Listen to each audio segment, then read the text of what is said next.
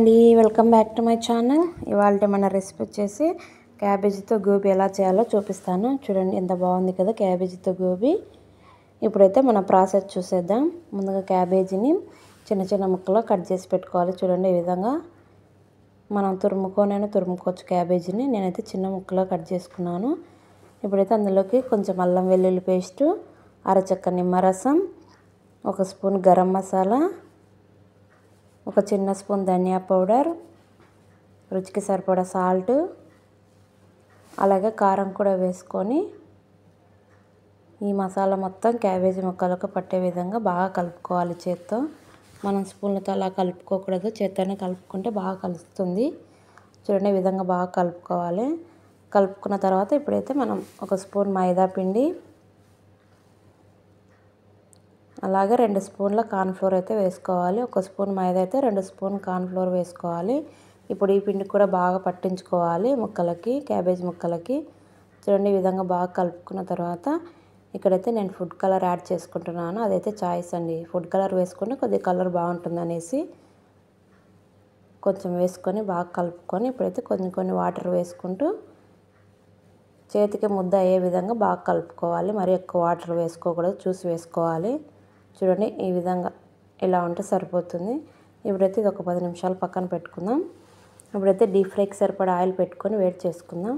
Oil వేడయ్యాక ఈ cabbage మిశ్రమాన్ని చిన్న చిన్న ముద్దలుగా చేసుకోవాలి. చూడండి ఈ విధంగా చిన్న చిన్న బాల్స్ లాగా చేసుకొని ఆయిల్లో క్రిస్పీగా వచ్చే వరకు డీప్ ఫ్రై చేసుకోవాలి. చూడండి ఈ విధంగా చేసుకోవాలి, బాగా క్రిస్పీగా రావాలి. ఇవి ఇలా డీప్ ఫ్రై చేసుకున్న వాటన్నిటిని ఒక ప్లేట్లో తీసుకోవాలి. చూడండి ఈ విధంగా మిగిలిన దానికి కూడా మొత్తం ఇలాగే కొంచెం కొంచెం వేసుకుంటూ మొత్తం డీప్ ఫ్రై చేసుకొని ఒక ప్లేట్లో తీసుకొని పక్కన పెట్టుకోవాలి. ఇప్పుడైతే ఆనియన్స్, వెల్లుల్లి, పచ్చిమిర్చి, కొత్తిమీర, కరివేపాకు అన్నీ కట్ చేసుకొని ఒక ప్లేట్లో తీసుకోవాలి.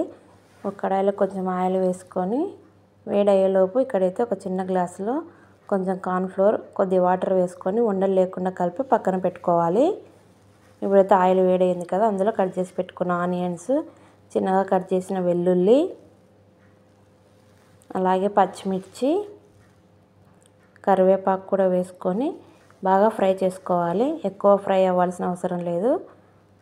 కొంచెం ఫ్రై అయిన తర్వాత కొద్దిగా సోయా సాస్, అలాగే అందులోకి టమోటా సాస్ అయితే నేను ఇంట్లో చేసుకున్నానండి. ఈ రెసిపీ కూడా మీకు నా ఛానల్లో పెట్టేస్తాను, చూసేయండి. ఇలా కొంచెం ఫ్రై చేసుకున్న తర్వాత కొద్దిగా వాటర్ యాడ్ చేసుకోవాలి. కొంచెం వాటర్ వేసుకొని ఉడికించుకోవాలి వాటర్ని. ఈ విధంగా ఉడుకుతున్నప్పుడు మనం కార్న్ఫ్లోర్ నీళ్ళల్లో కలిపి పెట్టుకున్నాం కదా, అది మొత్తం వేసేసుకొని ఈ వాటర్ మొత్తం దగ్గర పడనివ్వాలి. చూడండి ఈ విధంగా దగ్గర పడిన తర్వాత మనం ఫ్రై చేసుకున్నాం కదా క్యాబేజీ, అది మొత్తం వేసుకోవాలి ఇందులో. చూడండి ఈ విధంగా వేసుకొని బాగా కలుపుకుంటే లాస్ట్ ఫైనల్గా కొత్తిమీర వేసుకొని సర్వ్ చేసుకుంటే చాలా బాగుంటుందండి క్యాబేజీతో గోబీ. మీరు కూడా ట్రై చేయండి ఫ్రెండ్స్, సూపర్గా ఉంది టేస్ట్ అయితే. మా ఈవినింగ్ స్నాక్స్కి అయితే మేము ఇదైతే చేసుకున్నాం ఈరోజు. మీరు కూడా ట్రై చేయండి ఫ్రెండ్స్. మరిన్ని రెసిపీ కోసం నా ఛానల్ని సబ్స్క్రైబ్ చేసుకోండి, అలాగే లైక్ అండ్ షేర్ చేయండి ఫ్రెండ్స్. బాయ్.